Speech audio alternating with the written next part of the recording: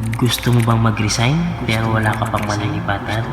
Sandali lang, may sasabihin ako sa'yo.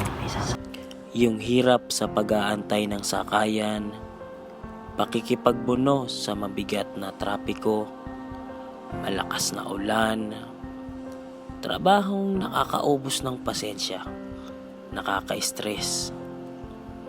Tandaan mo, walang perpektong kumpanya. Lahat ng hinahanap mo ay hindi mo makukuha sa isang kumpanya. Meron at merong butas na nakakadismaya.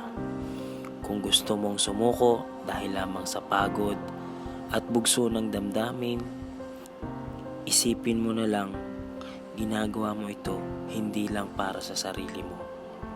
Nagsasakripisyo ka para sa pamilya mo.